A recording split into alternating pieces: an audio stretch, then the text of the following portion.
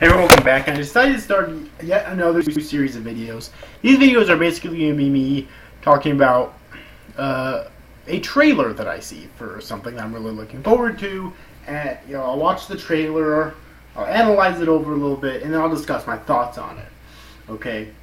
In this instance, for the first edition of this, I'm going to be talking about the Legend of Korra Book 4 trailer. Because yes, Book 4 is starting the 3rd of October, so I'm recording this at basically 10 o'clock p.m. the 29th of September. 4 days basically left in this starting now. This coming up Friday from when I'm starting recording this video. Now, I don't know if I'm going to be recording episodic reviews of it or not. I might. I would like to, because I did for a book 2. Okay, if you remember that far back in my channel back in 2013, I actually did for book 2. So I would like. Not for book 1, I didn't, because I didn't know about the series when book 1 was still airing. I mean, I knew about the series when book 1 was airing, but I didn't check it out. I bought it later on. And I didn't for book 3 because I didn't realize it was airing at the time. So I decided to wait till it finished and I watched it.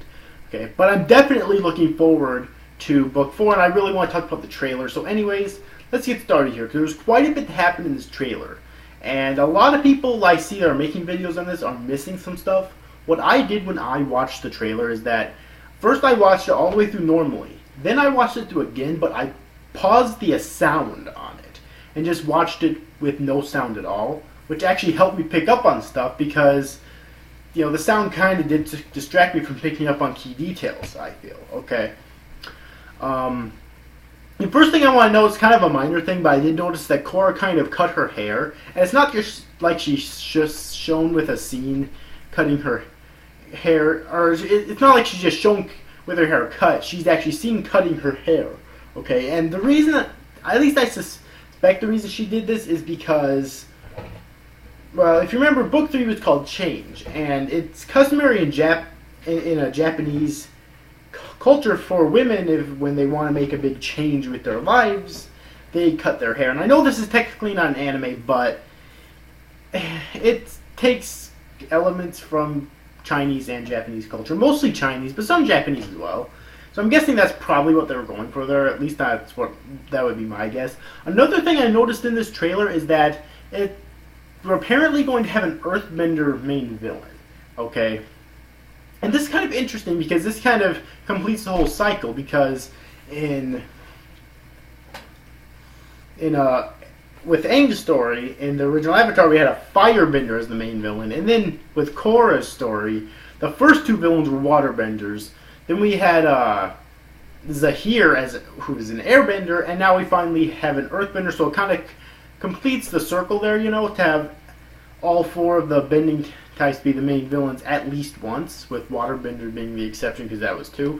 Okay, and another interesting thing is that this main villain seems to be a female, because we actually haven't had a main villain be a female yet. Granted, we've had people like Azula and that one Earthbender queen who is technically a villain, or definitely a villain, among others, other females who have been villains as well.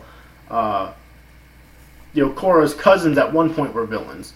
But we haven't really had, a main villain be a female yet. So I think that's kind of interesting and cool as well, and we'll see how that pans out. Okay. Another thing that I noticed was that Korra was being trapped and sucked under by this, gray stuff. I didn't really know what it was at first. I kind of had to analyze it a bit more, and I came up with two things that it could possibly be. Okay. The first one was platinum. Now, I don't know if platinum is already a type of bending or not. I do know that there is a such thing as liquid platinum, and that's pretty much what it looks like. Okay. So that's kind of why that came to mind. That could have been liquid platinum. Okay.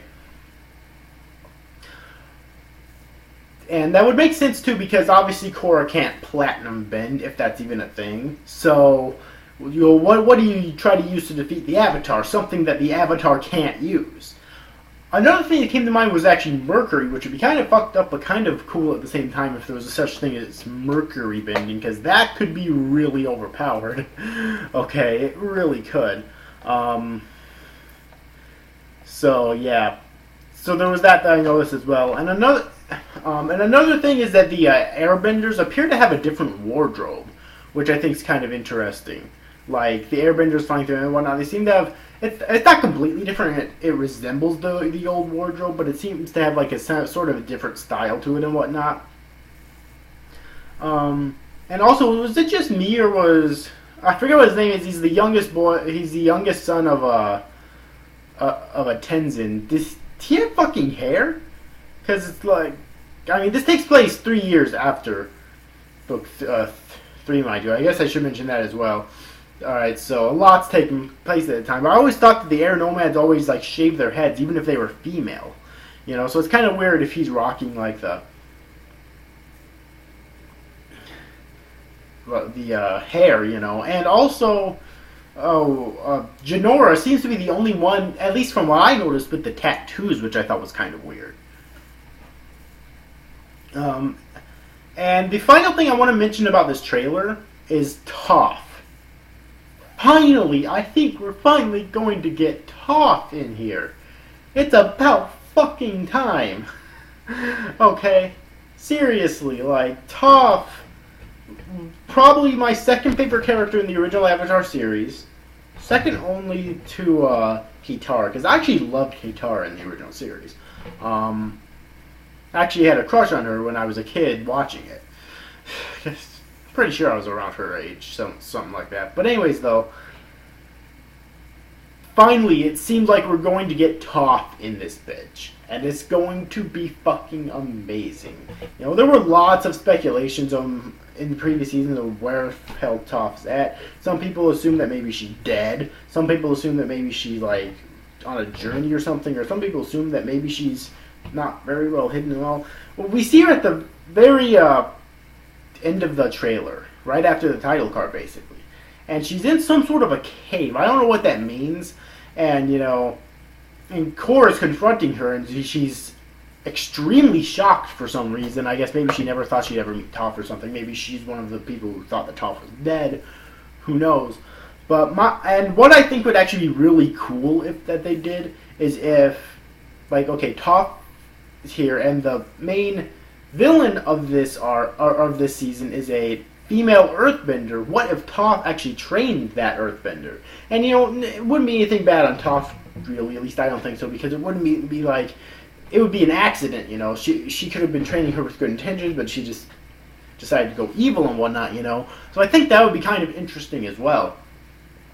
Other than that, I really don't think there's anything else for me to say about this trailer. I very much enjoyed it. I am hyped up in 4 days for book 4. Okay, I really am. Again, I don't know if I'm going to review it or not, okay?